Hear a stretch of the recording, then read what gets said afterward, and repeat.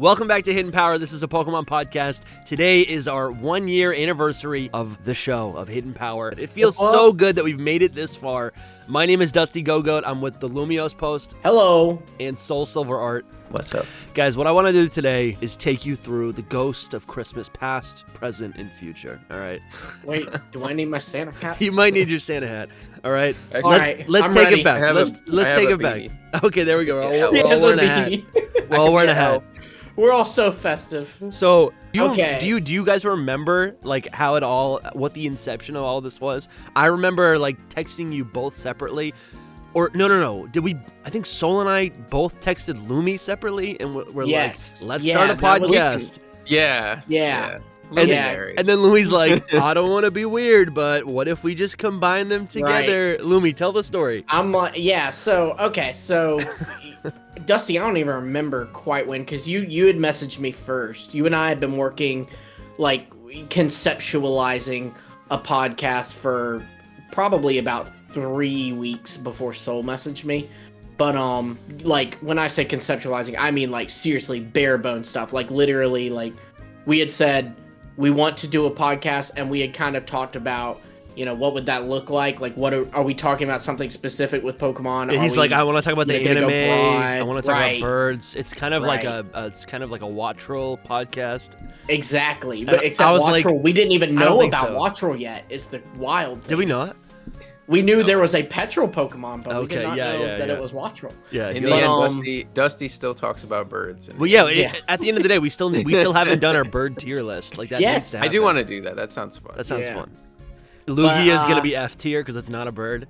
A Spathra is going to be F tier. That'll be the complicated thing, is finding out which bird even is on the list because it's a bird. We have to leave it to the tier list creator. If it's like, I feel like if it's up for debate, it should just be on the list, and then we'll hash it out in the video. Yeah, because you say like we're tier listing it on how good of a bird. Like Kyogre. Not how good of a design, but like how good of a bird. Yeah, like Kyogre is definitely F tier because even though it has wings, it's obviously like a mammal.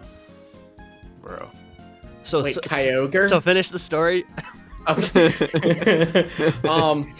Okay, so then, you and I are talking about it. I don't even know if we had hammered out a name yet, but then Soul messages me, and he's like, hey, I was thinking of, doing a podcast. For context, we had all worked with each other on multiple things, like, on the channel. In fact, I mean, I've told this story before, I think, on Secret Power, but I've known Soul before I was even a Pokemon YouTuber. Yeah, that's weird to me. So... but that said, like, so we all kind of knew each other to an extent. We were not like as close as we are now, of course, but we had worked with each other in some capacity. That's cool. And Soul was like, hey, let me I want to do a podcast, and basically gave me the same spiel Dusty did. So then I went back to Dusty. We both came to you about that. I'm honored. I was plotting like I'm gonna take over the whole world. I was like, all right, like Lumi, this is gonna be the best thing in the world. Like, and I have it all strategized, and this is what's gonna happen. And then you're like, Soul has the same idea. I was like, come on. Dusty's like, I come up with this original idea. And Soul's over here thinking the same thing. But no, I'm honored. I've always, in the spirit of the day after today is Thanksgiving, right? True, yeah. So, in the spirit of Thanksgiving for us American folks, I'm incredibly grateful that you both thought of me. That's super honoring. I mean, I'm this 21-year-old kid at the time both of y'all messaged me. And you're 28 now, right? I'm 23. The day this is coming out, I'm 23. My birthday is actually the pod's birthday. Oh, it is. Wait, it's Lumi's birthday today. Yeah, it's Lumi's birthday today. That's crazy. Right. Dang. But let me do the intro again. What's so up? confusing. Welcome back to Hidden Power. Today's Lumi's birthday. Woo! Happy birthday in the future, Lumi. That's sick. Yeah. If you guys can't tell, we're recording this a couple days early. We're not recording. Because I'm actually right now in a cabin in the middle of the woods with no service. That's amazing. So. Dude. Well, We're living in an alternate reality. we don't even know if you're alive at this point. But yeah, so I go to Dusty and I'm like, hey, Dusty, because I don't want to tell Soul, hop on mine, Dusty, without talking to Dusty first, of course. But I was like, dude. And the funny thing is, Dusty, like, had initially said, he was like, I want to, hit this off, but I want to get Soul on eventually. Yeah. He's like, I want to see if we can get him to be part of our podcast. Yeah. It's like, okay, yeah, I'm absolutely down with that. But like, so Soul messaged me, and so I I think I actually called you, Dusty. I don't think I messaged you. I think I called you. I was like, dude. And I said that I thought someone was wrong because we didn't talk that regularly at that point. Right. Yeah, no, right. we weren't communicating really. No, it's I just funny. randomly sent a message. Right. Like our vibe is completely, like, our chemistry is completely different than it was back then. Like, we were talking about how we're gonna, of course, after this little introduction here, we're gonna play our first ever podcast video again. You'll see the difference. You'll see the progression. Yeah, it's so funny. Like, we always scary. make fun of it looking back because, like, now if Dusty says something, like, Soul and I will, without missing a beat, being like, Dusty, that is dumb, or Soul say something, we'll be like, that is a crap take. And this one, it's like, well, Dusty, I respectfully disagree. See your point. Would it be okay if I? Would it be okay if I disagreed with you on this one? Fine. I actually believe Leave Annie is an A tier. We should have. And I'd our be like, first podcast should have been a tier list. Yeah, I know. I would have loved to see how all the Pokemon are an S tier because we're all afraid. And because we mixed the audio so bad, like, I feel like even when I was trying to be nice, I'm still screaming over you, probably like I'm doing right now. Right. No, that was another thing, was figuring out the volumes was a big struggle, especially because, like, in December, because actually our first couple podcasts, only you showed your face, Dusty. Yeah. Because I was doing it from my laptop. Oh, I did not have a setup. And Soul didn't even have a face. No, he was. Remember the Soul? A lot has happened this year. I think a Tandemouse back then. Dude, like, a lot has happened this year. Like, think about it. Like, should we talk about all the things that we've done this year? I feel like we've done so many things. What's your favorite thing that you've done this year, guys? Like, with the podcast, obviously. Yeah, I was gonna say, with the podcast or without. You're like, it's a lot of things that I've been to aren't Disney the World. podcast. Yeah. No, with the podcast, like, what's your favorite episode that we've done? Oh, that's tough. That is tough. I do really enjoy the tier lists. I think that's a lot of fun. I enjoy, not to shamelessly plug, but to shamelessly plug, I do also enjoy our secret powers. Those are a bit different from us because we don't stick kind of more like more like this. right. We don't stick strictly to a like Pokemon podcast. Like we've talked about Star Wars on there. We've talked about talked about Pokemon. Like, we've talked about Fakemon a lot. Yeah. Some Fakemon Oh, it always comes up because we're Pokemon fans. So, like, naturally, we'll be talking about something unrelated to Pokemon. Then, one of us will be like, it's kind of like in Pokemon, how you have, Yeah.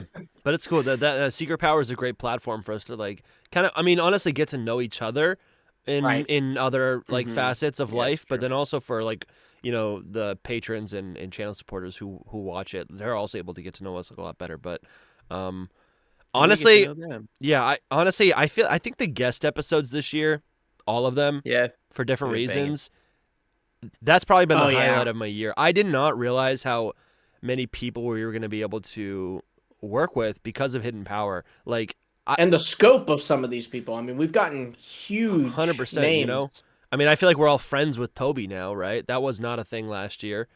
We're Dusty, you've stayed in a room with him overnight. Yeah. I have. Yeah, I have. There's tons of people. It was great to meet Hoops. We met Pokesutami last month.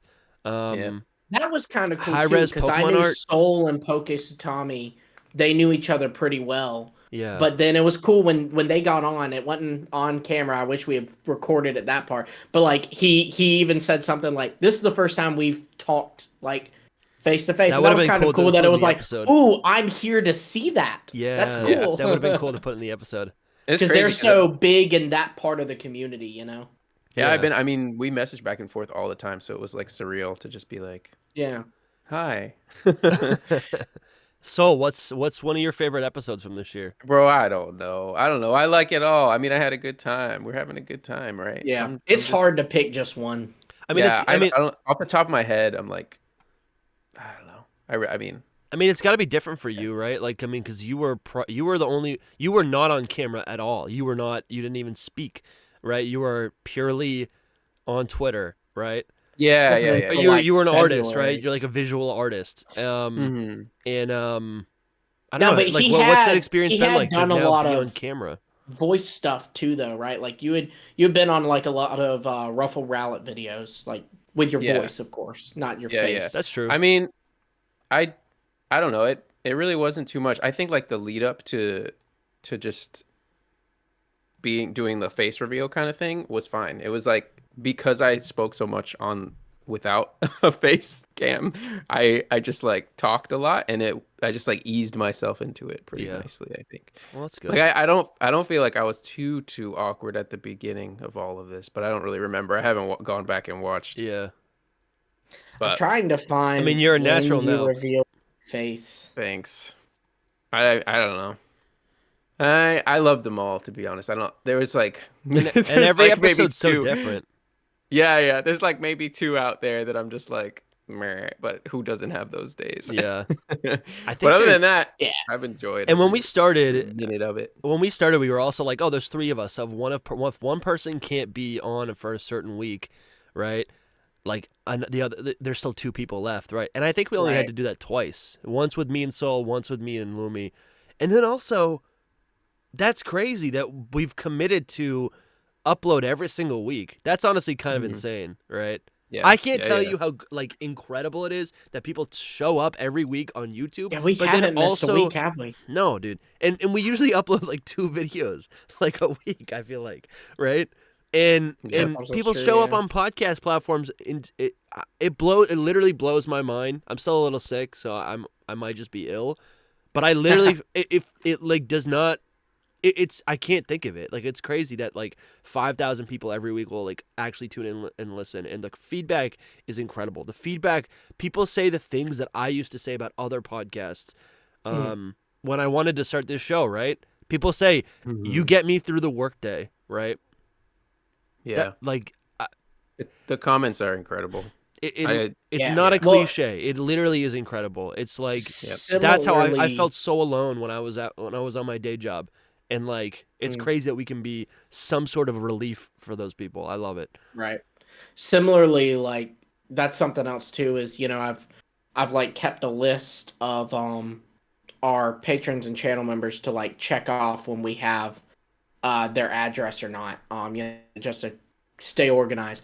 And that's kind of cool too. Was like building that list took me forever because there's so many, and it was like this like moment of like I remember when I was done, I was on this computer, so I was looking exactly like this, looking at my computer screen. I just kind of like zoomed out and just went like, Are you kidding and just me? kind of took it in for a moment because it was like, wow, like yeah. this many people, and of course those aren't all the people who enjoy us. There are plenty of people who beyond that enjoy us, but like these are the people who enjoy us, and there's so many, so much that they were like, I want to give them $5 this month, or Dude, wow, it literally some many more. I would much, not much more than I that. have not received this type of I don't know. Like I feel like I was not even able to build this kind of community on my own channel. So I'm Right. so grateful for this Hidden Power community.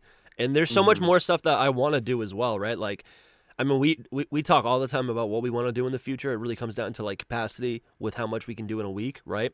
Right.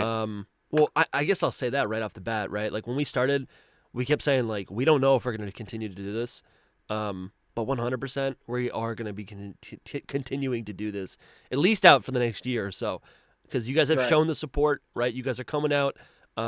We feel like we're getting compensated by the platform, and we have so many plans. We want first off, we've got a list of people we want to work with. Expect more guests in 2024. We also want to start. We're going to be finishing our tier lists. You need Masuda in 2024? Yeah. Zip. Throw away the key. I can't tell that. Can't say that yet. It's not.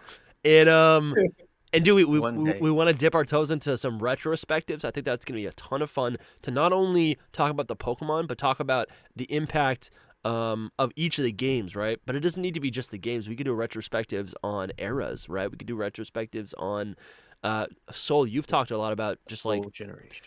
you talking about a whole generation or the Pokemon Fever, right? You are a little bit older than us, so I think you saw it from a more conscious level, right? Yeah. Like I was a baby when Pokemania happened, so I was like, I was the victim. I was a kid, so it was epic. Yeah. That's another thing too that I really love is like, we've had a lot of jokes on here about, me telling Soul he's an old man and Soul telling me I'm a baby. But it's true, he is an old man. But like what I do love is that we all have these different perspectives. Yeah, no, that's totally true. Because of our age. That's like totally true. It makes it so much more interesting than me being like, oh, I was in 6th grade when this happened. And then Dusty goes, yeah, me too, that was cool. And Soul goes, yeah, me as well, that's cool. Yeah. That's so boring. Yeah. I don't know, there's like a side to both of them because then you can like have the shared experience. But having three different views on everything makes it more spicy, let's say. That's true. Yeah. That's true. Which we did not think of when what they are. Yeah, we did not think of this when we made this. We were just like, hey, want to do a podcast? And here we are. This came together because we were all like hungry to create something, right? And there wasn't a vehicle for us to do that. So it just came down to like opportunity or like whoever was available. Yeah. So what other things do you want to actually like? What other types of videos have we discussed about creating in the future? There's gonna be tons more leak content. We want to do a lot more deep dives. I know we've been getting a lot of comments saying like do more deep dives, and we definitely want to do more of those. Those are fun, but we try not to rush those as well. Because on the subject, we try not to rush anything. Yeah, that's true. We try to get on this the all subject natural. of leaks and retrospectives. I would love to do a retrospective on like the various real leaks we've gotten over, because like each leak season has been so different, right? Like obviously Ku changed things, when he arrived on the scene. He really has. Then you have it's a different era. The whole caca thing that happened in Scarlet and Violet. Yeah. Where he just, by August, we knew. Then you got the Gen, dude, for real. You have the Gen 7 era, right, where it's all about 4chan. Right. Like, no, that'd be a really cool video. When the Sun and Moon demo leaked the whole Dex via data mine, dude. With the Gen 7, those are insane. The starters leaked. That was insane. And then all year, it's a debate of whether or not they're real or not. And I can't believe that I thought they were fake. Because they were real. I know. Well, they did look. I think that's the thing. Like starters kind of get more. Like the evolutions kind of get more. And when I say this, I don't mean they're bad, but I mean unbelievable. Like they look less like the last starters each time. So like each time you see them, like I remember when Drizzle and Thwacky were like the first thing that leaked from Sword and Shield. I knew they were real. I was like, this is cool. See, I knew something about them. Honestly, the fact that they were underwhelming to me was what made me know they were real. Oh, they were. I knew they were real the first second I saw them. What I didn't expect to be real was when I saw freaking Skeledirge and Meowscarada and Quaquaval. I was like, I knew those were real. What was the first starter to leak from the? It's because you didn't want them to be real. What was the first Pokemon to leak from? Because like I remember Thwacky and Drizzle were the first with Sword and Shield. It was weird how it happened with Scarlet and Violet, because there was like it came out a week before. There were some leaks that had happened a week before, and there were also leaks that came out a month before. Yeah. That's true. That's why it's like all kind of like it's a blur to me. Yeah, it was. But I remember the day it was leaking, right? And like every hour there was a new 5 Pokemon that got leaked or whatever. And then I remember waking up. The typical. Yeah, I remember waking up at like 2 a.m. to like Soul sending us like tweets of like the images, or was someone who was sending the images of Roaring Moon, or all these Paradox, and I remember like fist pumping, like yes. Roaring Moon was like the coolest leak ever, dude. I couldn't believe it. It's which is funny because it's kind of fallen off in popularity. The leak was better than the actual model. Sure, yeah, absolutely. But it just looks so like crazy. One of my most fond memories was us all being in a Discord server, and Kayla's capsule was also in there. And I remember like everyone in there was like picking Fuecoco or Quaxley, except Kayla was like, nah, Sprigatito, I want my kitty. And when Florigato leaked, we all were like, we chose wrong. That was a roller coaster, that whole thing. So much fun. And guess what? And the magic is we're going to be here for the next one. Right. Yeah. Yep. Yeah, let's just hope. I was thinking about what you were saying earlier, like 2024, we're gonna like become very creative because who knows what we're gonna get in 2024. Yeah, that's true. So like 2024 could be a dry time for Pokemon, but It we'll won't be a still dry here time for us. doing- No, not yeah, at all. we'll still be here doing our things. We've Um, we've got so many ideas. We made a That's not mass. confirmed, but it Well, it's could be not really confirmed. busy. Who knows? That it's 2024 dry. is dry. Yeah, it could be really anything busy could be for all dry. we know. It could be. Uh-huh. Or we get the Gen 5 remakes. But, anyways, is there anything else you guys want to say? Thank y'all.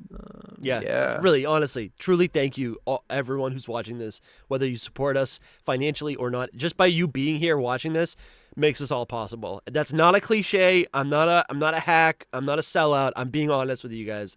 It literally, like, emotionally, it's 100% changed my life. This show has changed my life. Like, 100%. Without a doubt. This is like, I've returned. I'm just speaking for myself. I've returned. Like, this show has allowed me to be creatively fulfilled in a way that I've kind of lost on my own channel, and I'm gonna try to regain on my own channel. But I love this thing to death. Hidden Power is like epic. some of the highlights from my own channel spawned from this too. Honestly, like one big thing was I've always been, like I said, I'm a little bit younger, so I actually as a teenager like kind of grew up on Birdkeeper Toby, and For real. it was because of Birdkeeper Toby coming on this podcast that kind of led to Birdkeeper Toby and I doing collaborations on both my channel and his. So it's like a big like highlight point for me on my channel only was possible because of this one. So that's really neat too, just how it it kind of, for real. I guess, gave back to the other one too, Yeah, man. It's an ecosystem, and you guys are part of it. This is the Hidden Power universe. Thank you for being here. And you know what's super fitting? Here's our check. We're gonna play right now our very first Hidden Power episode. Enjoy, guys. We love you so much. That's fun. Yeah, have fun. fun. Please leave your reviews, your best memories of Hidden Power in Don't judge us too in the hard. comments.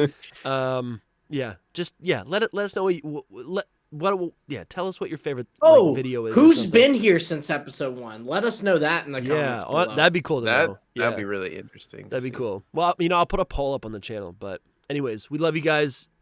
Merry Christmas. Actually, we'll see you on Thursday with another episode. We'll see you.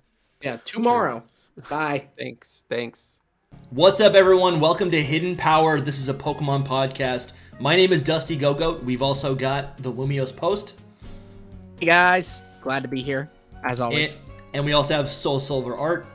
Hey, what's up, guys? And I'm excited to get into it. We were talking about first impressions today, and so this is kind of like a first impression of this podcast. What we want to do with this podcast is really do deep dives into various aspects of the Pokemon mainline series. I think the mainline series has been evolving rapidly, and we really want to create a place, a home, a show, and create conversations around the mainline series of Pokemon games specifically. So we all come from various backgrounds, and we're truly excited to actually.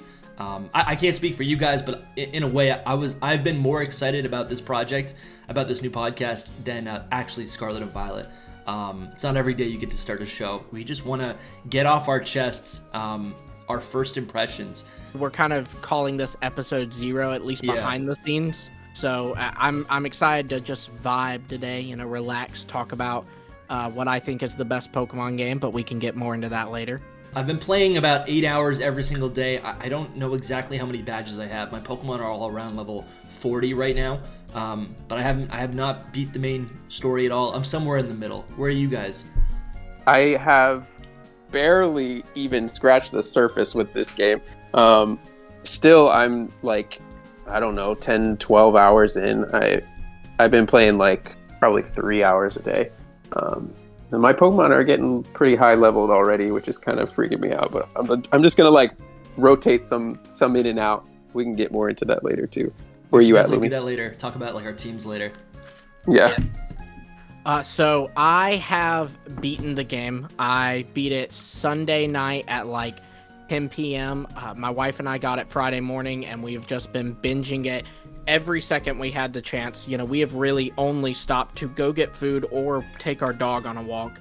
So we You don't go to the bathroom? I do while playing the game. Oh wow, okay. We've got our cups right below us. I used to do that with my Game Boy Advance. I was gonna Right. say it is handheld too, so It is handheld. We just take it off the dock. No, Yeah. we stop for that, but I make sure to hold it as long as I can. I mean, it really is. It's like one of those things where I'll be playing it and like I'll go, oh, it's 5 o'clock and I haven't eaten, drank, or used the bathroom today. Yeah. oh boy. That's what I woke up this morning. I think I played until about right before we started recording. And when we're done today, I'll probably just hop back right onto it. Exactly, same here. As someone who has beaten the game, can say that I personally think that while this game has its flaws, but I do think every video game ever has its flaws, even Breath of the Wild, because I know someone's going to say not Breath of the Wild. No, Breath of the Wild has flaws too. I think that this is the best Pokemon game, in my opinion. Yeah, that's a hot take. That's a hot take. Okay, well then where would you rank it at? Like without finishing the game, I mean, there's still Pokemon that I have yet to discover in game, right? Like, I mean, Right. we've all looked at the league, so I understand what Pokemon are in the game, but I have not, I haven't actually experienced everything firsthand. Right. I think it's a really satisfying game. It's fun to play. I have not gotten bored with it yet. Even the problems with it haven't stopped me from enjoying the game, but I think the problems are so glaring, and I don't know. In some ways, I don't know. Like I think some of the problems are as bad as BDSP. I think this is I would definitely agree with that. This is a more fun game. So, where BDSP is not even like it's literally just a carbon copy. Anyways, I guess I couldn't give you an exact ranking right now. It's somewhere in I don't know, maybe like the top 20% of games of Pokemon games. Yeah. I would say like it's first impressions anyway, so I think even Lumi's first impression could change eventually with him saying that it's going to be the best game. Absolutely. Like you said, I haven't finished it even close to that. So that's definitely a thing, but at the same time you can tell like what kind of experience you're getting. I've explored a lot of the world. Like I agree with the BDSP part about it. It's just it might even be worse performing than BDSP, I think. Yeah. I think it is. Yeah. No, I mean, yeah. Because when they patched BDSP, like the day one patch, it fixed most of the issues. Like when I played BDSP, I played it with the day one patch, and I didn't see any errors on my side, except for like a few things of like when the Pokemon's following you, it would kind of be like half in a wall or something. But that's it. I mean, but with this game, no, every time I pick it up, there's some kind of, I guess, what would you call them? Bugs, glitches, but there's a lot of glitches. Yeah, there's a lot of I think bugs is probably best. Like things clipping through walls. You're seeing stuff that you shouldn't be seeing, and the frame rate. The frame rate is honestly what gets me. Oh, it's awful. It's truly terrible. It takes me right out. So like the main thing with it, for me, there's like only 2 bugs that are the big ones, like you guys are saying, and it's just how glitchy it is. Like there's a lag almost, throughout the whole thing. This is like a constant lag, and then the clipping through the actual map is also a thing. But I mean, other than those 2, I haven't found much else, and it doesn't take me like for me personally. I don't mind it. I would love if it was better. I feel like they can patch that. Like those specific things, maybe not the clipping, but the other one. I feel like they can fix the lag. Yeah, I think of that too, but I truly don't have the proper I'm not educated on that stuff, so I don't know. Maybe I don't know if anyone knows, let us know. I will say too, like, so for me, I was like I said, I played the games with my wife, and so it was kind of we did have a good laugh over many of the glitches. Like we were able to look over a lot of them, like.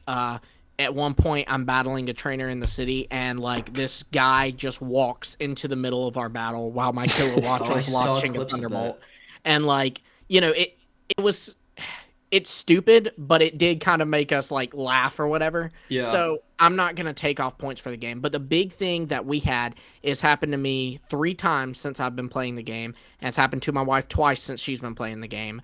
Is we'll be playing, and then it'll like kind of freeze up for a minute, and then it'll say a software error occurred. Wow. And basically make us restart. So she was lucky, and this happened in a gym battle where she had to just restart because she saved right before the gym. But I was so in the game, I had been forgetting to save, and I was like, when it did it, I pulled up the game, and there was like a gym I hadn't beaten and a Titan I hadn't beaten that I had beaten before, but I, didn't save, and then plenty of grinding. So you turned off autosave?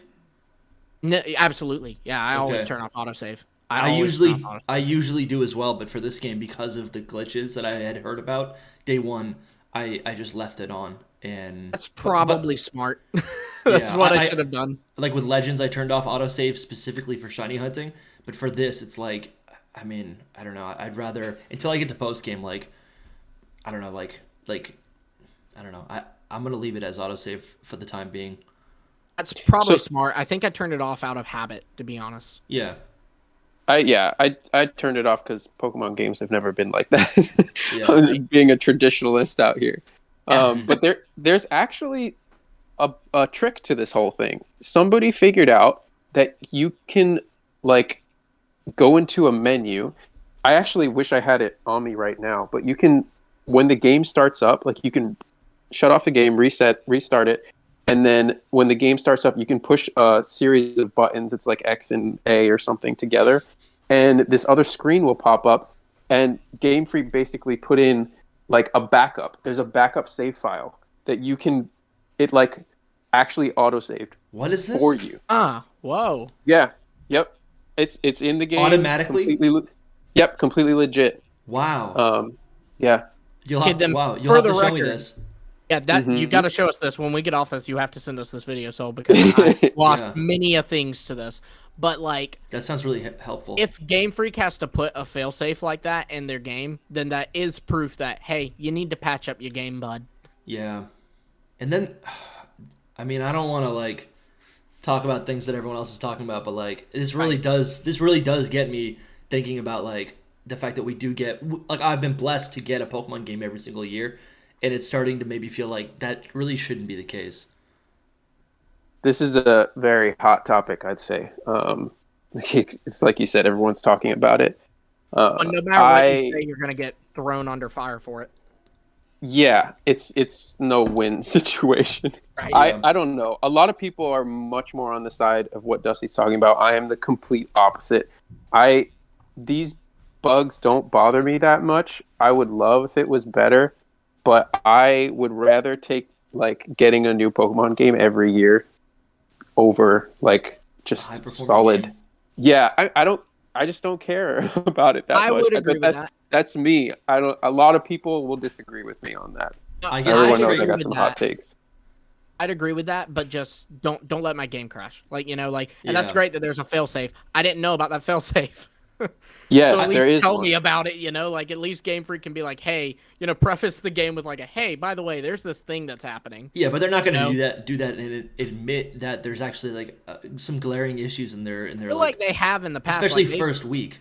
They've in the past like said, hey, there's this bug in this game, so don't. Yeah, like in Lumio City where you like heal at the Pokemon Center, or if you save at the Pokemon Center or something like that, your game will like hard. It'll just like right, and they warned people about that. So maybe warn us, hey, if your game does crash, we put in this failsafe. Yeah. Yeah, I mean, it's gotten to the point where I saw last night that some people asked for refunds for the games, and Nintendo was giving them out.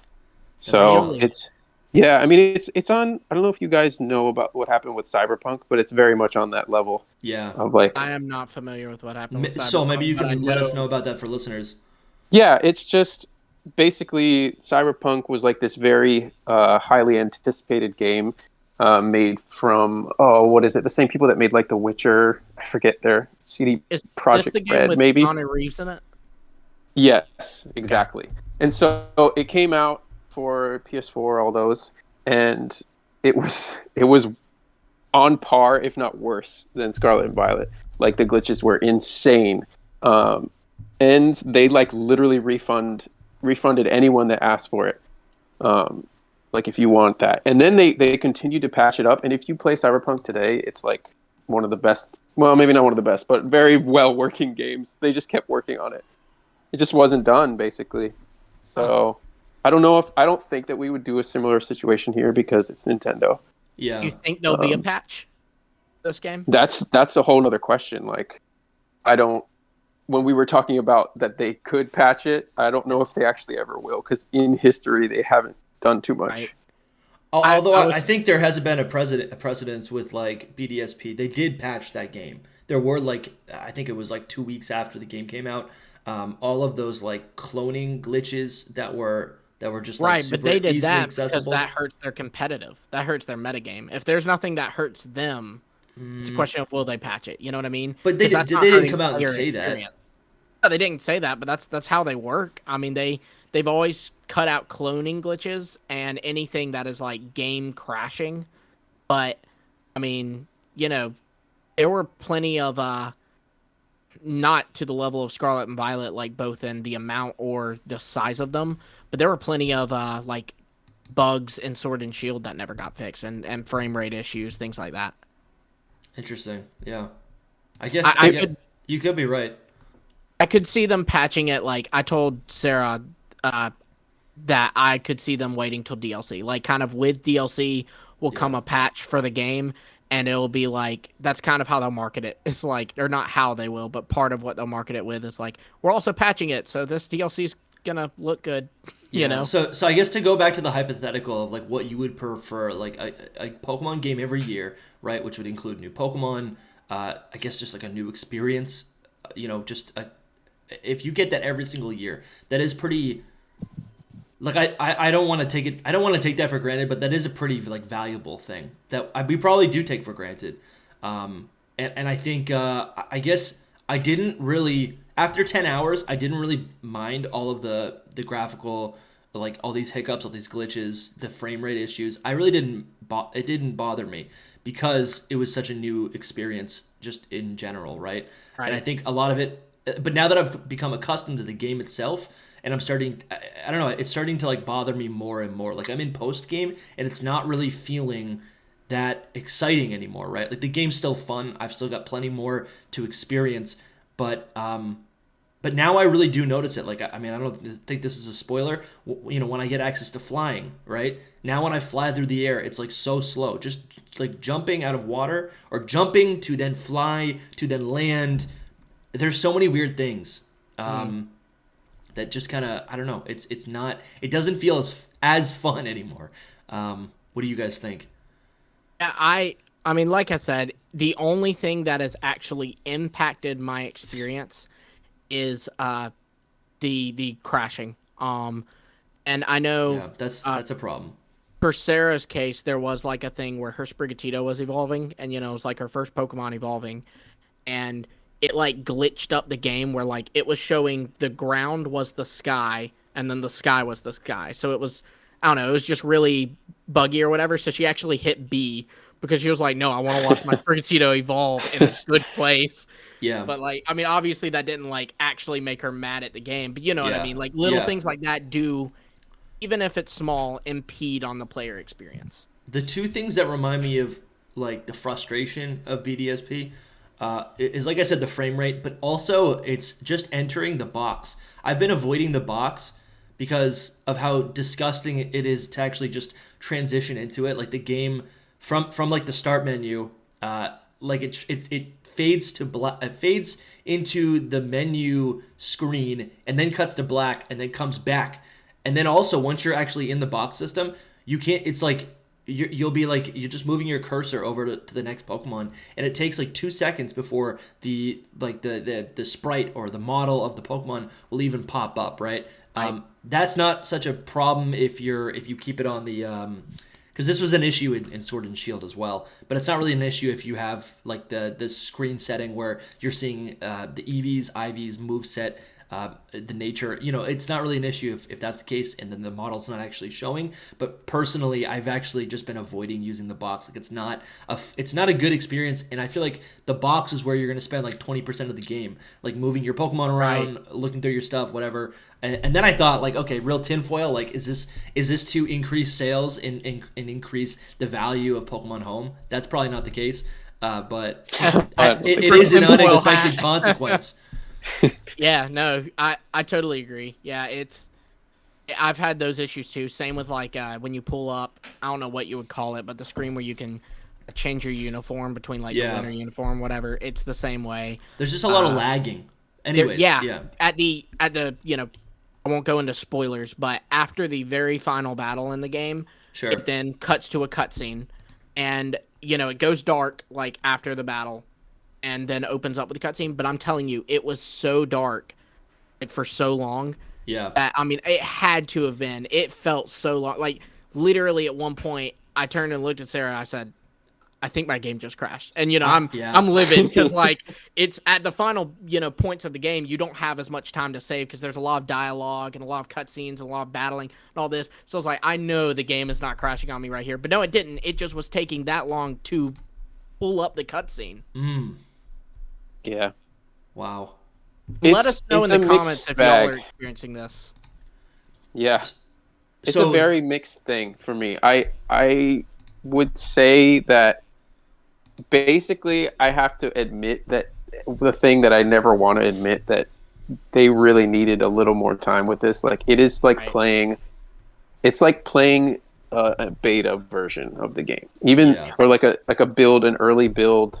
The menus, the like UI, all this stuff looks like it's from a not polished, unfinished kind of thing. And it hurts me to say that because I don't want to say it. I want to be like, this is great, and the game experience is great.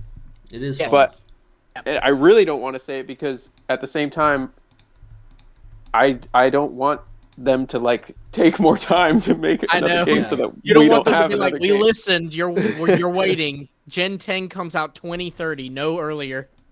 Yeah, somebody suggested 6 years earlier today, and I was like, bro, I can't wait 6 years for another one. That's how you kill a franchise. It just needs one more year, if that. Yep. One more year, if that. And really only one more year for, like, bigger games. Because I will say, like, when we found out from, leakers that there was going to be a DLC for Legends Arceus, we expected something bigger. A lot of people were talking about Senjo. And I will say, I would have been fine if they had done a Senjo DLC, like, this year, late this year, and Scarlet and Violet come out next year. I'm fine with them taking a little bit longer on a brand new game, as long as they kind of give us DLC to fill those gaps. Because I would think that'd be easier, because you're just kind of adding to a base game rather than starting from scratch.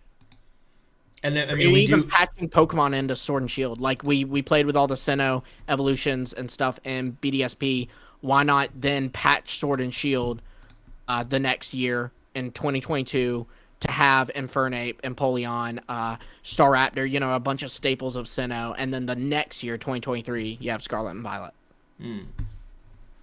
Yeah, I mean, those are great solutions. I wish that there was someone on their team that knew these kind of things. Like, to be honest, like, I don't know how they don't get these suggestions, or even like have a battle simulator and have all the Pokemon in it. There's options that they can do to make it, if there was like a long wait period, that they could fill like content in the wait period, that we wouldn't feel like, gosh, we've been waiting for a new generation forever. I mean, and it does come down to like new Pokemon though too. Like, I just want to see like some more new Pokemon. So exactly. But you can do that with DLC. You can do that with DLC. I mean, Senjo DLC, you could have added a new Dunsparce evolution. Right. It could have been the Dunsparce evolution then, yeah, exactly. And then some more regional variants, here's an ice type Furret, things like that. That's what I was expecting. And it was weird that they didn't, but it was just more in the end. Yeah. In the end, that DLC for PLA was actually a patch fix. Yeah. That was a patch. But we should move on to like the good things from the game as well, just to keep it. Absolutely. Yeah, there are so many great things about the game. Oh, for every bad glitch I saw, there's 20 amazing things I loved. I mean, like I said, it's my favorite game. Yeah, so Lumi, tell us about that. Why is Pokemon Scarlet and Violet your favorite game? Okay, so first I will preface by saying that it may sound like I'm about to drop spoilers. I promise I won't. No spoilers. But we were playing the game and we're kind of wondering, okay, by the time we're like 10 badges in, we're having a ton of fun, but we are also kind of wondering, like, when are they going to get into, like, the legendary plot, like, where we're finding out more about Koraidon and Miraidon, Yeah. And it was kind of like they made us wait on this because you do have to complete all 3 stories before it actually goes into the legendary plot. And when it did, it was worth it. Like, we both sat there and we said this was well worth the wait. Like, and literally when it was over, Sarah just looked at me and said, "They can't top this in Gen 10. Like, this is they can't beat that plot." The plot was amazing. Everybody we heard who like had played through the game, all the leakers had said that they cried in the game. While I did not actually have tears streaming down my face, I did like have the eyes watering. I really did. And Wow, that's Sarah did as well. So different parts of the game, mind you, but we both at one point the game made our eyes water. So I've heard that from multiple people too now, not just leakers. Like, I've seen it all over. I'm just like checking Instagram and Twitter like all the time. So I've seen multiple people be like, "This was the best story. I cried." All that's that. crazy. So for me, yeah, I mean, and this is a problem that I have with a lot of open world games. And like, obviously, there are so many benefits to an open world game, but for me, I just get like, I don't want to like. I've been conditioned to not want to miss anything in the world. So what I did with this game was spend 10 hours before I even got like 3 badges. Right.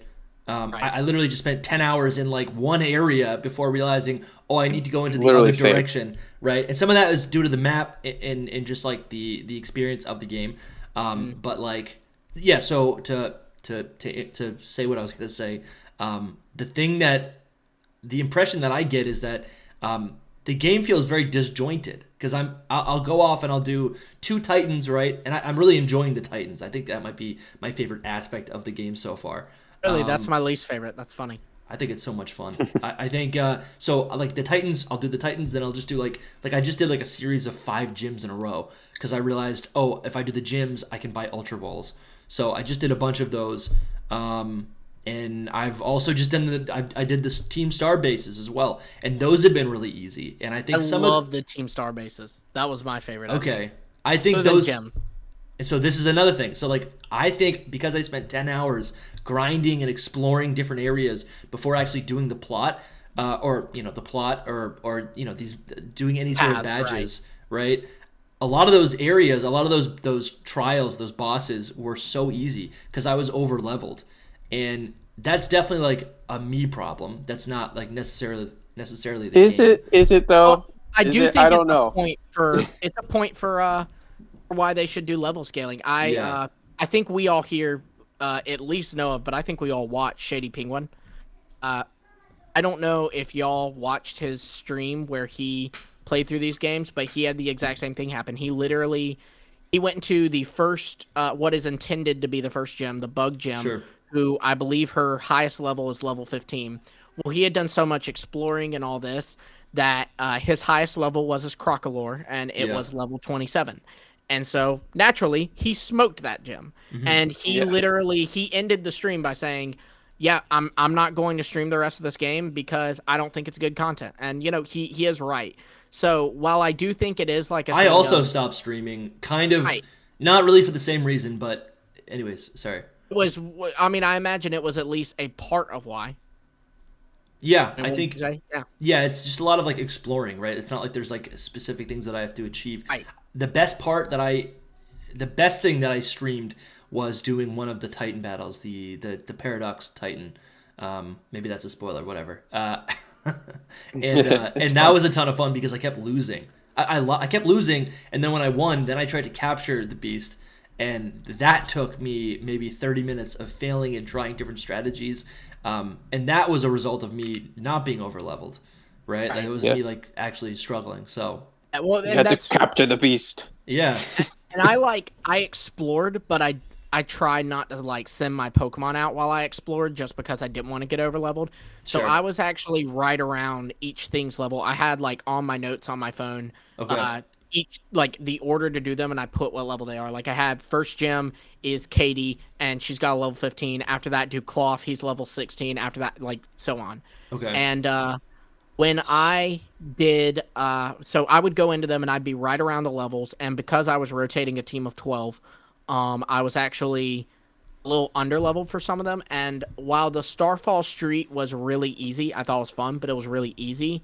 The boss battles were tough for me. Okay. Like specifically when they got to the Starmobiles, like those things were deadly. I mean, I had one just keep stacking up its defense while I'm hitting it with physical moves from my Annihilate. I mean, things like that did make it hard, in my opinion, for me at least. See, again, that was something like I didn't touch any of the star bases, not really on purpose, but I just didn't battle any of those until yesterday, and I ripped through 3 of them all at once, and they were really easy. And I didn't even think the trial, I didn't even think like the like encounter trial, or what do you call it, like the let's play trial portion of the base. I didn't even think that was particularly hard. That was just Oh no, it wasn't remotely hard. That part was easy. Like you have to be severely under leveled and have to have a have you? I'm sorry. So have you played this? Have you? No, I haven't. But it's fine. I know all leaks and everything. Okay. If you think I don't know how things work. Yeah. Okay. We won't go into story, but Soul, do you like know the story? Has that been leaked to you? No, I haven't. Okay, so you have managed to avoid that. That's good. Yeah, I'm notoriously good at avoiding story spoilers. Like, I see like something and I just like scroll really quick, or I don't listen to when people are talking about it. Yeah, it's a thing. I mean, I've seen one thing that was big and I was like, oh man, but that was it.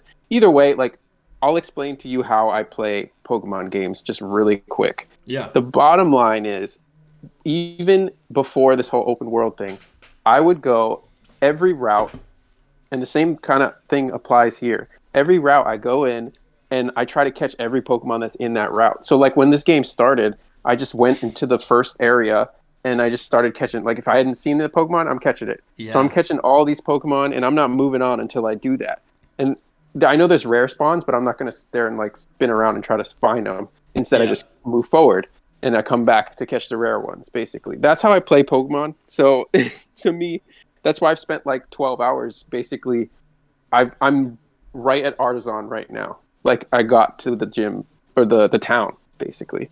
And now you're telling me Katie's probably the first one, though, so I should probably go the other direction. He's only 2 levels above her, if that helps. His highest is level 17, Katie's highest is 15. Yeah. So that talks a lot about the level scaling. So I know we were going to go into positive things here, but I think that's the biggest like intentional hindrance to this game.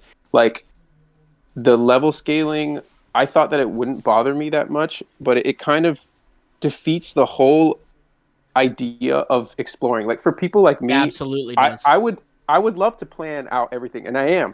I'm like, okay, like you were saying, Lumi, you plan out, okay, Katie's got level 15, so I got to go there first.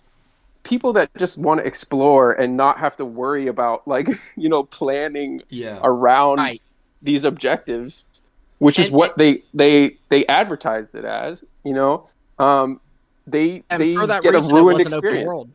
It wasn't open world for me. I mean, I did, and I'm fine with that because I do enjoy Pokemon, and in a way, it kind of. I mean, there were some benefits to this, but it did not feel like what open world kind of means to the fan base. But like, I was happy with like I was able to go up and get, because I wanted to use both a Fuecoco and a Quaxley on my team, and there was someone who was telling me, if I get a Ditto, I can breed you a Quaxley, and you can breed me a Fuecoco. So I was able to go up at the very beginning of the game, go ahead and catch me a Ditto, get a Fuecoco egg, trade it, get my Quaxley egg from him, and then I was also able to go up and go ahead and catch a Citadel, which is like later game, like it's level 40 when you catch them, and go ahead and breed that and get a Citadel egg. So I love that. I did a little bit of that as well. Like, so I was playing with our friend Subarashi. He came over into my world and basically was able to. I guess he didn't need to do it in my world, but we were playing together, and he captured me a. What is it called? It's the Baxcalibur pre-evolution, the first form. So he caught me one of those really early, and I was able to use that. I guess, But then also what I was able to do, he showed me a secret way. You get into the water and you can like swim all the way up the coast, the far coast to those like more late game areas. Once I got there was a ton of strong Pokemon to capture. Like I was able to see the sushi Pokemon and a lot of other really cool things. And it was actually like, it was scary. It was fun. I felt a sense of adventure. I felt a sense of freedom to actually go into these places that were like forbidden, even because like my levels were like at level 20, right? My Pokemon were pretty low in level compared to these wild Pokemon at level 40, and that aspect of it was fun. I think a good solution that we could maybe see in Gen 10 is an open world Pokemon game where the environments and the Pokemon that are wild are not scalable, so you still are able to have that sense of like that sense of like urgency when you're out in the world, right? Because I was afraid to get into a battle, but then you have all these gym leaders and bosses have those scale, right? Because if I got up there and all of a sudden I start training and capturing things and my Pokemon get to us, all of a sudden they're level 40. It's like nothing else before the game matters. Like none of those challenges are going to be engaging. I would propose even a compromise to that. Make the gyms or bosses scale, so gyms, Titans, Starfall Street in this case. But I would even say, like, I think it'd be cool if there was a mix of Pokemon everywhere, levels-wise. So, like, first route, there's a family of Pawmi and a Pommet. So the Pawmi, yeah, sure, they're my level 4s, level 5s. But if I go to battle that Pommet, it's going to be, level 40 plus. Other side of that is when I go to the kind of late game area, the ice area, and I see a wild Frigibax. The wild Frigibax, some of them might be like only level 16 or something, but there'll also be some in there who are like level, 40 or 35, whatever they've got. Yeah, but it's not Frigibax, it's Baxcalibur, right? Or that's what it's called. Well, it'd be cool if they did put Baxcalibur in there too. I know that I've only seen a wild Frigibax and a wild Arctibax, and the Frigibax, they do put them at 35, I think was the one I caught. Okay. Yeah, and I think we have discussed this a little bit, that type of level scaling, and this really wasn't present in previous games, but I've always loved how in Black and White 2, when you go back to those early routes, right, which like the early routes of Black and White that end up being post-game areas in Black 2, White 2, and you, instead of finding level 1 and 2 Lillipup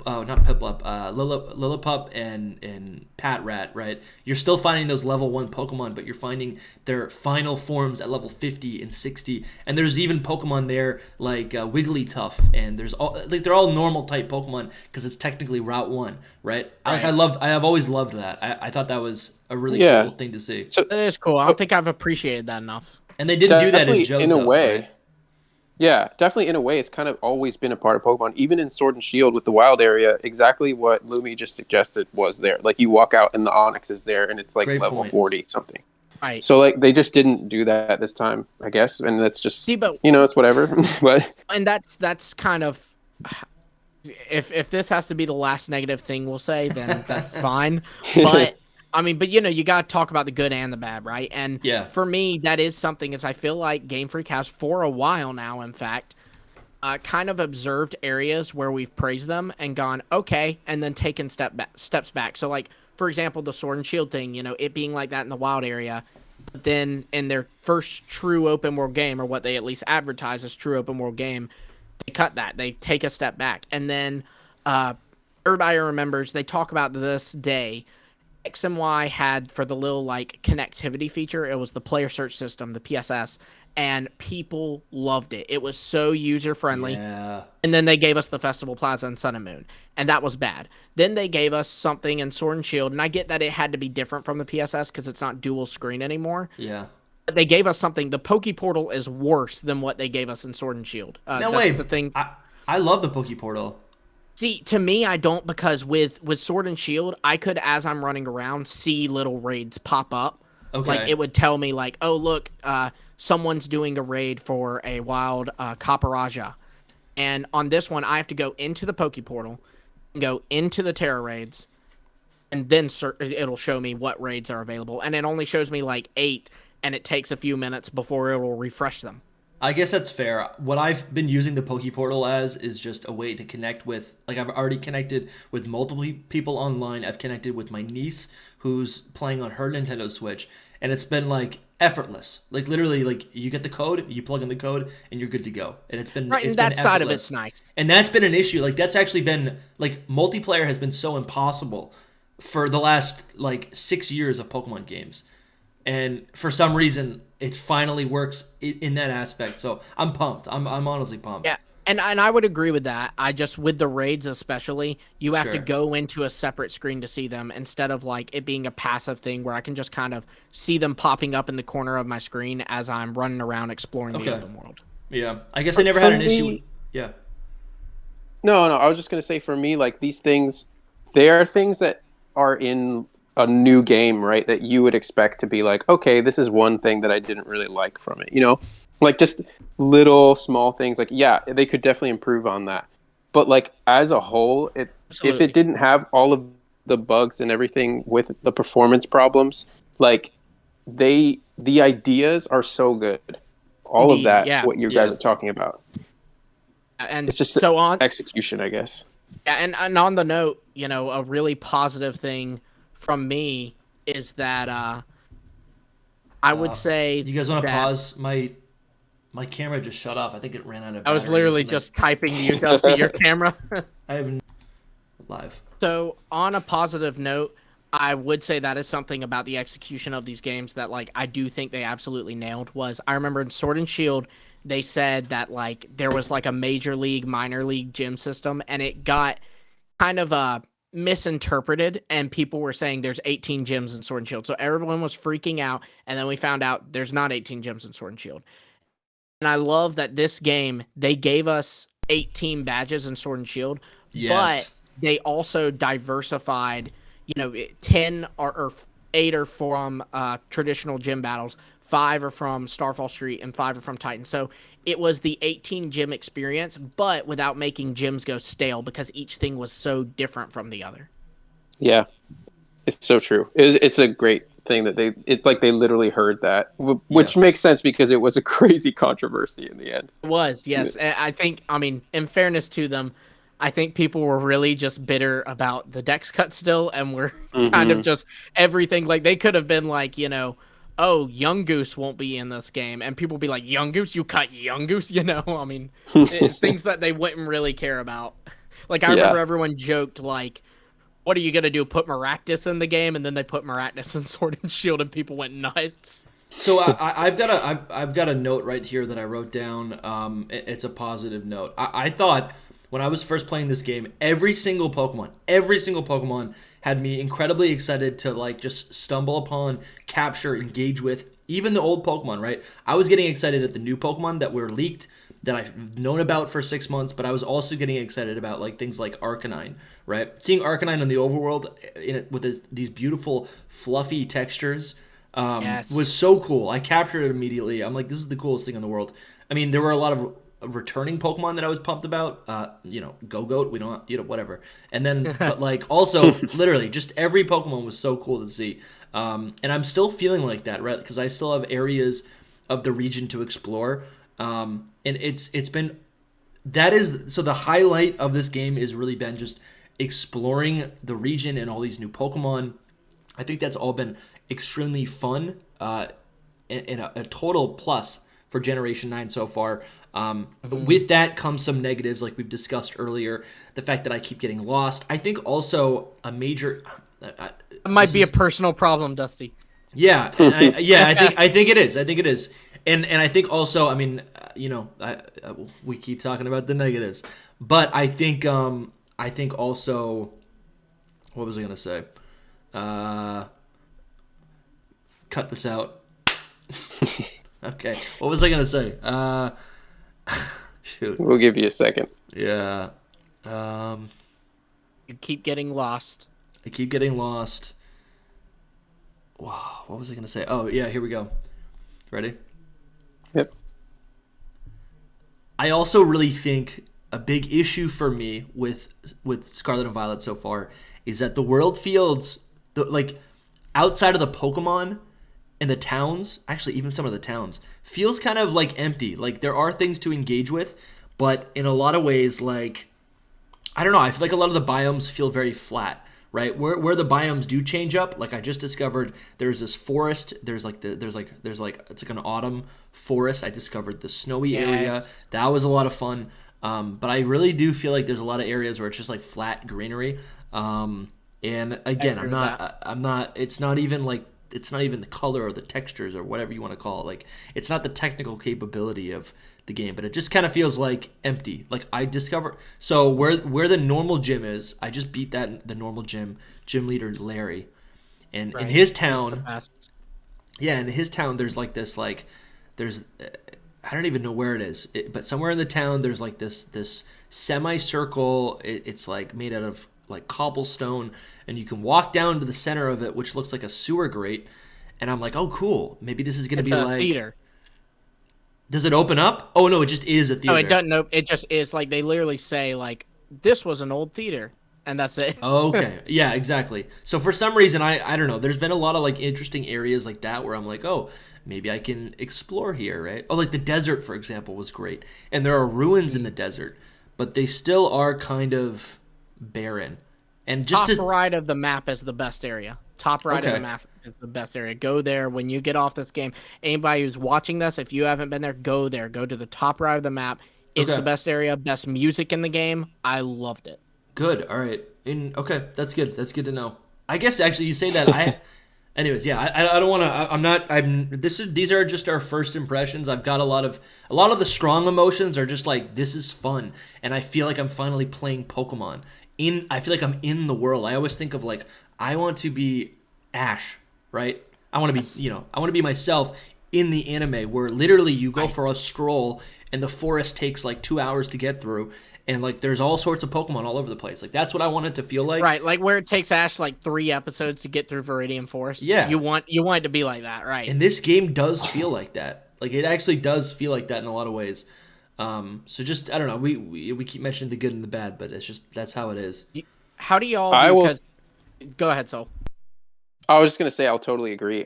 Before you move on, like, the first couple hours of the game, with the story especially, but just in general, the whole feel, I had not felt a feeling like that since I was a kid playing Red and Blue. I said it on Twitter already, but I was just like, this is like a Pokemon game. I don't know what it was about it. That's incredible. But it really felt, literally, I hadn't felt this feeling since like Gen 1, Gen 2.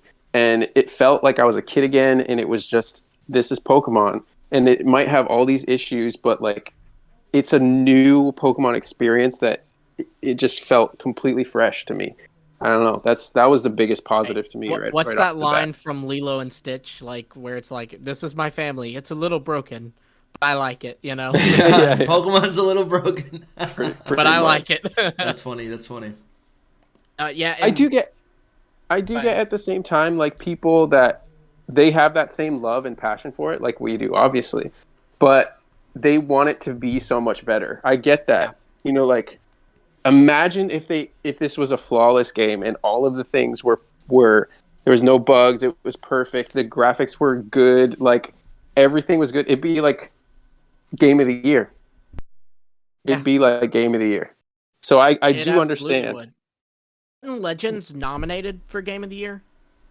I don't know. Maybe in Japan. I don't know about here. I thought it was in Japan. I could be wrong on that, but I mean, yeah, I think that I totally agree. I think that it's just, and I am where you stand, where like I don't need that because I just want a Pokemon game every year or some kind of Pokemon experience every year. It can even be DLC. Mm-hmm. But I do understand that, you know, some people are like, well, I love the franchise so much, I want to see it go to the point where their games look like Xenoblade, you know. And I'm just like, I don't really care. You can give me a Pokemon game. Just don't give me BDSP ever again, or let's go. Yes, do that. please. I agree. Yeah. I don't. Yeah. That's our one thing that we've agreed on this whole time. All three of us have agreed. No more BDSP and let's go. Yeah. It doesn't. Yeah. See, I don't even think Let's Go is that bad, right? Because it's those games. I think if they can perfect those like interim games, like that's what's gonna allow them to be able to put out like a new generation every 3 years, right? Yeah. I think it's important, depends. Right? Otherwise, it's like you're not getting a new generation every year. Then what are you gonna get? You're gonna get it. you're gonna get it, in the middle kind of game. But hey, let's talk about our teams. I would love to hear what you guys are using on your teams. Maybe some of the You want me to go first? I'll go first. Yeah. Yeah, go for it. I got my Switch right here. Let me pull this up. I'm playing on the new Switch OLED Scarlet and Violet edition. It is a good question. What are y'all playing on? Just so I kind of know. I play docked. Okay, but you play with an OLED, yeah? Yeah, I do. Yeah, I have the new OLED. Okay. And I have not OLED. Yeah. Same thing. I have not experienced a crash yet. Okay. Me so either. I'm wondering if it's because of So what are you playing on? On an OLED as well. On the white one. That might be it. I'm playing on not launch era Switch, but it probably was about 2 years after launch. Didn't they say the OLED really is not a better game, or not? It's not like a technically better system. The only difference is maybe the screen capacity or that and the battery, right? So that shouldn't make a difference. I have heard some people saying, but I don't know if it's just kind of people, talking out of their butt. But there's they a lot say of placebo. There's even that. But there are people who are like, oh, if you're playing on a launch era Switch, it would. But I don't see why that would be true. If I don't know, I don't see why that would be true. A Switch that's made today is the same. It's made the same way a Switch was made last year. That's a good point. Yeah. So my starter was Fuecoco. It's now a Skeledirge. I think one of the coolest Pokemon, one of the coolest starters in such a long time, easily 10 years. The fact that it's just not a human makes me very happy. I'm having a great time with it. Yes. I think before, there were a lot of great fan concepts for what Fuecoco could become, and I think Skeledirge is it's awesome in its own right, but it still lines up with a lot of fan expectations. And in some ways, I mean, we could talk about this when we review all the Pokemon, but in some ways, I feel like Skeledirge is like a testing ground. It's okay, you guys you're sick of, a lot of people say they're sick of the humans. Well, here's an animal. It will make it the fire type. If this does well and this becomes the Shellmon, maybe we can see more animalistic, actual pocket monsters in the future. But anyways, I think Fuecoco and Skeledirge. Yeah. I think that Skeledirge is the most popular. From what I've seen around the internet, that's what it looks like. Good. That's what I've seen as well. It's funny because the leakers all reported that it would be Quaxley, then Sprigatito, then Fuecoco, but I actually feel like it's the exact reverse of that. I feel like it's Fuecoco, then Sprigatito, then Quaxley. Quaxley is such a cool design. So all right, so I picked Fuecoco, and then the way I kind of play Pokemon games is I'll catch everything that I think is interesting, and especially the new Pokemon, and I'll try to level them up, especially in the early routes to get those evolutions, to get those Dex entries. Also, it's exciting. But Lumi traded me a Quaxley egg that I trained up to level 40. So I do have the Quaxcaval, and it's a cool Pokemon. I think it looks better. Its design is really great. I don't love how it plays in game. Yeah, it just constantly moves. It reminds me of Mr. Mime. I think it's right. That's Mr. Mime's so always good. doing its dance. Yeah, that's perfect. So, anyways, Fuecoco was on the team. Quaxcaval is now in the box. I also have a Garganical named Ghirardelli.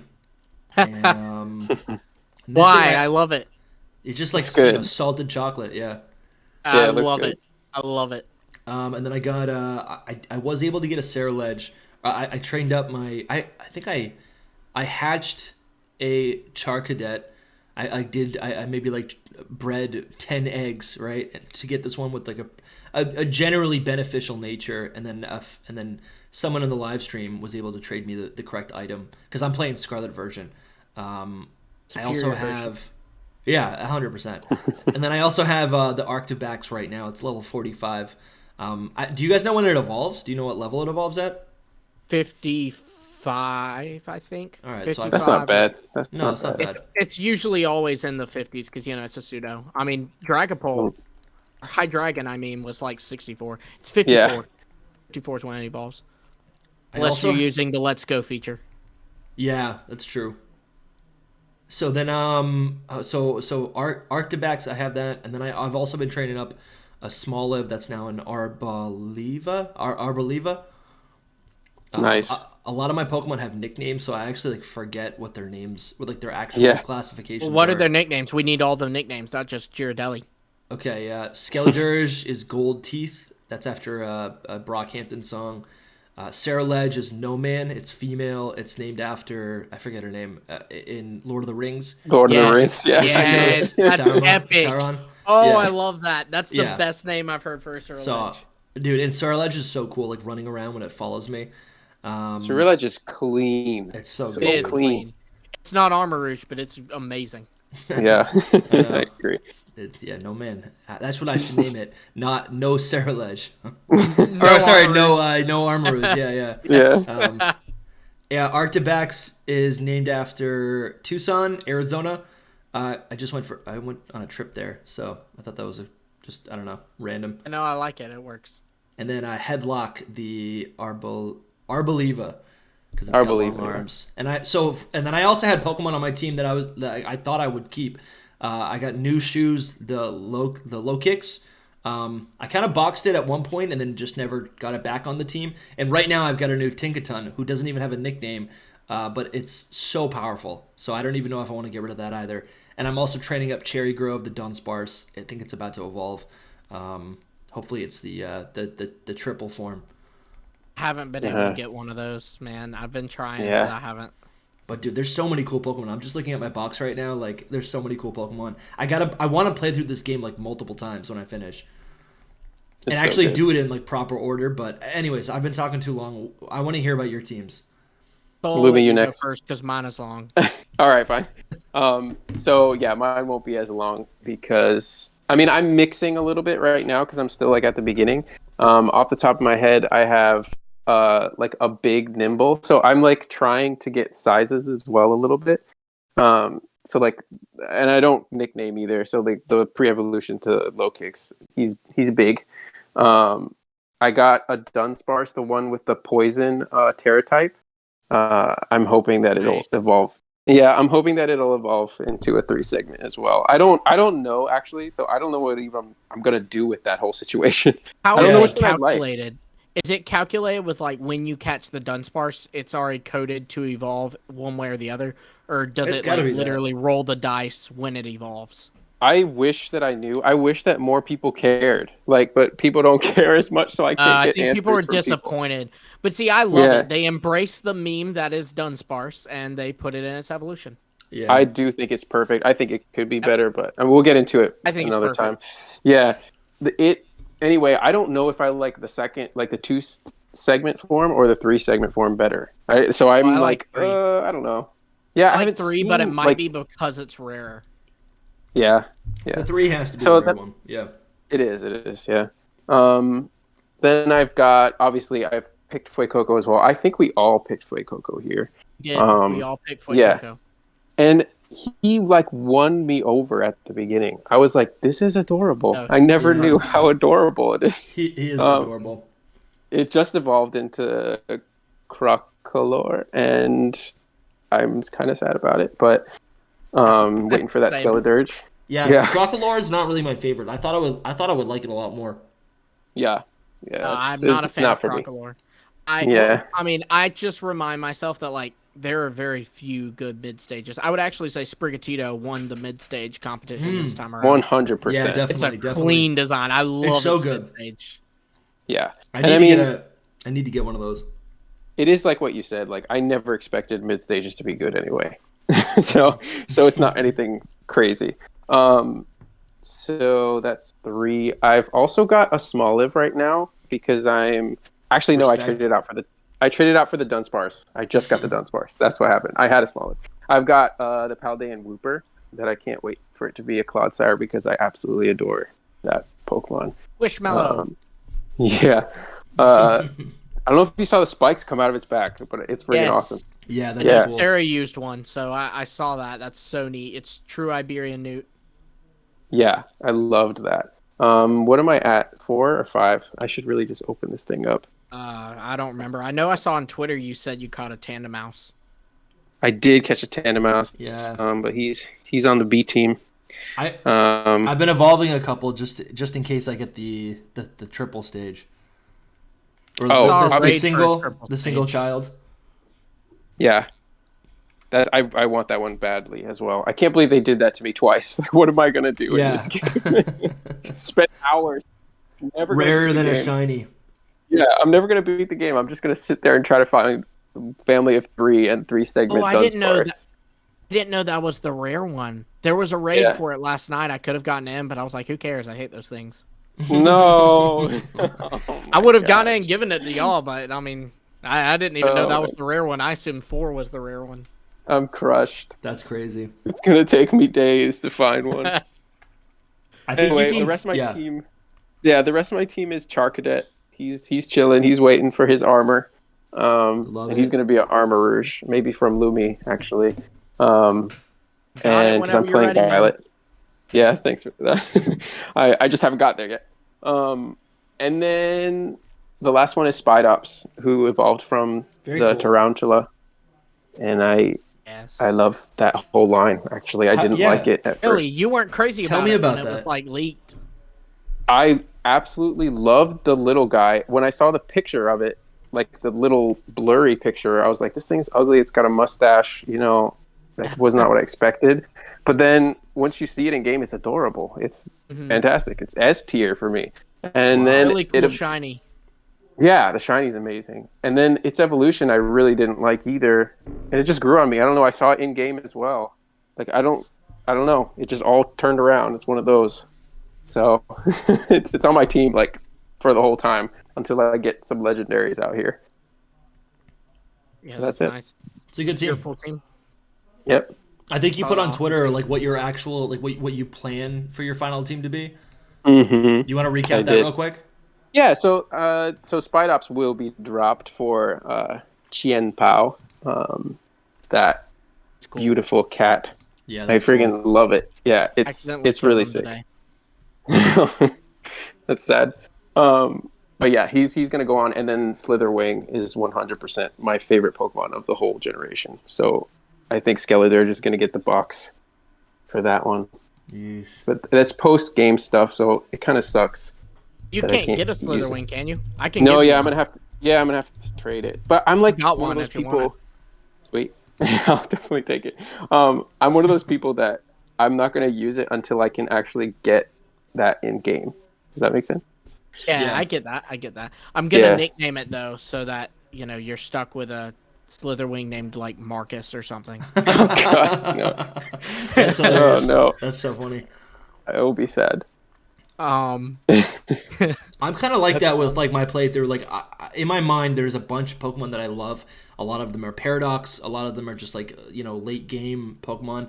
And I keep training things and then just not following through. Like I said, like I'll get it to level 40 and then I'm like, I think I'm just gonna box you eventually, which isn't great, right? And then also because of the experience share, which I don't even have a problem with, because of the experience share, things are just leveling up. And there's really no like mental investment on my part, right? Like I was struggling to level up Garganical to get that final evolution. Yeah. But anyways, yeah. You gotta really love it. Yeah, exactly. Yeah, and I like it, but I'm like, we'll see. I think I'll make stronger bonds when I finish the game, but then also when I kick Lumios's butt in some battles. Yeah, that's not gonna happen, man. Okay, I gotta beat the game first to get on my level. I'm champion rank Dusty. He's already there. First off, I'm a Galar champion. I'm shocked that you didn't use low kicks, Soul. Oh, dude, yes, low kicks is on there. Did I not?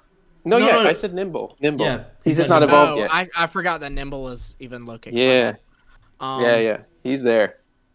Yeah. So the way I did my team was I have core 6 that I'm using for kind of the gym battles and just like ones that are mainly on my team. And then I have another 6 that I used against the Titans, and I used like a blend of them for Starfall Street.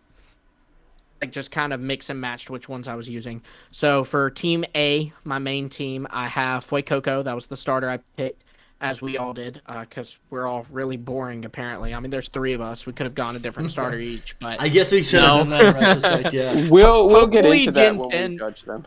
Hopefully Gen 10, like, that'll just naturally happen with us. Is like, one of us likes the grass, one of us likes the water, one of us likes the fire. That just works better. But anyways, I did get, like I said, a Quaxley, and I used him on the team as well. He is on the team, and he is evolved, and I love him, and he is beautiful. I also used a Kilowattrel, which is the coolest looking mon ever in existence, probably. Titan, which I got as a little Citadel egg before the first gym, and then, man, I'm actually blanking on what else was on my team. There was Citadel, Kilowattrel, Quaxley, Fuecoco, and Primeape. I got a Primeape so that I could use an Annihilate. And so cool. Then I wanted to use that, but I have too many ghosts. I love Annihilate. He is such a cool design, man. Yeah. Oh man, I don't know why I can't think of my last member. I feel so bad because they're like a family to me now. But it's just new. It's just 'cause it's new. Cyclozar, that was it. Oh, well, that's forgettable. You know? Yeah, because no, it is not. You do not say that about my son. How does that play? How does is Cyclozar good? He's super fast. Especially when I caught him, my Quaxley was underleveled because it was traded from an egg. My Citadel was really slow, and my Fuecoco was really slow. And I hadn't found a Wattrel that was the gender I wanted yet. Yeah. So I couldn't run away from anything, but Cyclozar, like, he served me in that regard immediately. Like, I could actually run away from things now. And he actually does hit pretty hard. He kind of starred in the Psychic Gym because they have a lot of Dazzling Gleam users. And so I was able to Terra him into a normal type so that he would have the Stab Dragon, but not be weak to the fairy moves that they were using. So that was really cool. And, you know, it kind of served for, like, a different thing. Got me to, like, really use the Terrastol gimmick to its fullest, I guess. Cool. But I love him. I thought the reason I wanted to use him is because, one, I do love the design, but also he's kind of like the mascot of the region, right? Like, in the same way like Alolan Exeggutor was. So I wanted to use that in the game because there's no other game where it would be that good for it, you know? Yeah. Then on Team B, I had Flamigo, who hits like a truck, man. He hits very hard. He one-shots everything. Even the wild Flamigo have been, like, kicking my ass. They're really tough. Then I used a Low-Kicks, who was kind of sucky as a Nimble, but now that he's a Low-Kicks, he kicks butt. Yeah. I have an Armarouge who also kicks butt. I used him against the Steel Titan, and he, like, almost one-shot it. That's sick. He was pretty underleveled from it.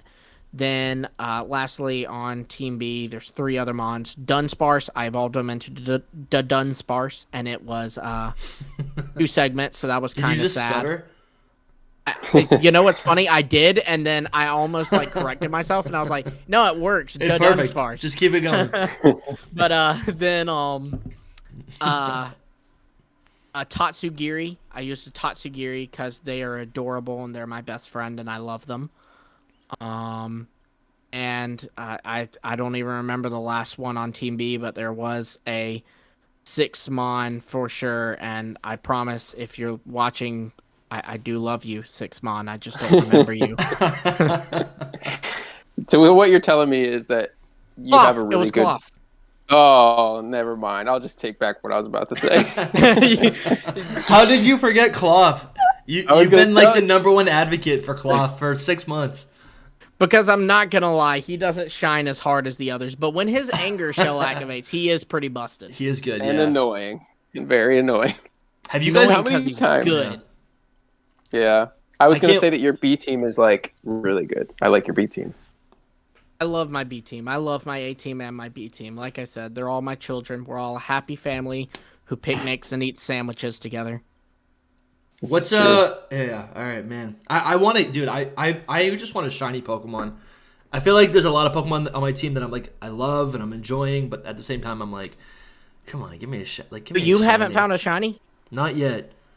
So I imagine you haven't because you haven't played much. No shiny. Yeah. It's wild. I found a shiny Meryl. That's sick. Sarah found a shiny Dugtrio, but nice. She was trying to weaken it with a Poniard so she could catch it, and it used a move that lowered the Poniard stats, so Defiant activated, and then it one-shot it. No. Yeah.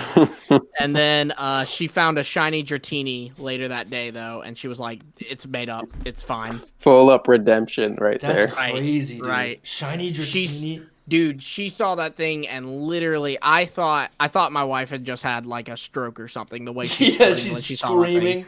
Like, I mean, oh my god, you know. I was like, what happened? She's like, shiny Dratini, and then I'm like, oh my god. I saw one swimming in the wild, and I was real pumped. Not shiny, just like regular. Yeah, and that was so even good. exciting. But Looks so cool. Like, I mean, I guess just to tell all of you, like, I mean, I'm so excited for this podcast. I think we were originally going to launch the show either late December or, you know, first week of the new year. But I think with Scarlet and Violet coming out, like, I'm really glad we were able to get together and do some of these, a handful of early episodes. We're calling these all episode 0. I think I don't know. I'm so excited to have a place where we can all just like talk about Pokemon news. You know, talk about anything that's really happening in the community that pertains to the main series games, right? And just like get our thoughts out, you know, and just do these like deep dives. It's a lot of fun, and I think I don't know. I wouldn't want to do it with anyone else. This is going to be such a great show. I don't know. Do you guys have any expectations for you know, the 2023 and Hidden Power? I fully expect to get a full apology issued from Dusty because Armor Rouge is superior, and he will learn that by a few episodes in. Sol and I will switch him to our side. Yeah, the first press release is going to be, it's actually just a Dusty and Sol show. He likes Armor Rouge too. I do, actually. Yeah, he's not fighting me though.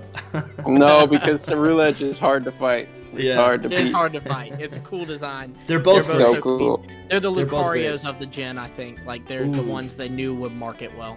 Yeah. Yeah. I almost wish they didn't show them, to be honest, just so I could have been like, that whoa. That would be crazy.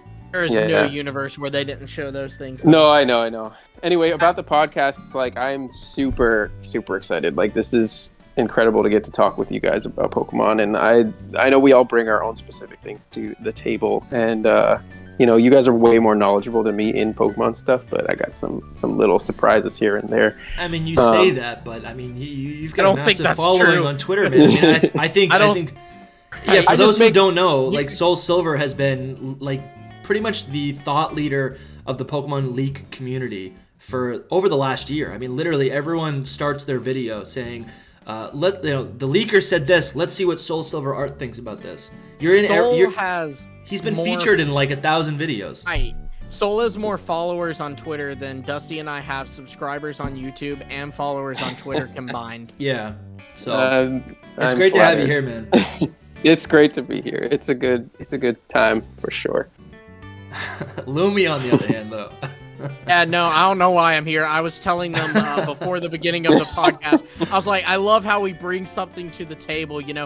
Soul, he has this background in art and, like, the leaks and theorizing community. Dusty, you know, he's been doing this YouTube thing for a while now, and he is killing it right now. And all this, you know, 100K views on videos plus, and I'm here as well. Lumi, you are the reason why I reached out to you last year, just to collaborate, right? I was like, hey, like, I love your videos. Let's like do some videos. It's because like of how it like analytical in the attention to detail that you have that I don't possess is amazing, man. Like I'm so happy that you're here because what you can do, both of you, really will just keep me in check. So it's essential that you're here. We're doing our best, man. We're doing our best to keep you in check. Yeah. But, I mean, also, like, this show, like, I mean, there's so many ideas that we have doing, like, live streams with viewers, doing live Q&As. You know, giveaway streams. There's a lot of things that we could do. I think right now what we're excited about is just getting a bunch of videos out around Scarlet and Violet. But then, starting either in December or first week in January, it's going to be a weekly show. And yeah, you'll know right where to be. If you guys liked this episode, hit the subscribe button. We're also going to be, this will also be on Spotify if you're listening to this. I think we're working out trying to get this on other podcast platforms, but if YouTube's not your favorite right out the gate, we're also going to be on Spotify. Hidden Power is the show. Do you guys have any closing thoughts? Not too much. It's been great. I love it. Love Scarlet and Violet. Yeah, I'm ready to get off and go play Scarlet and Violet. Yeah, right? I think thanks for listening, everyone, and we'll see you next time. Bye. Bye.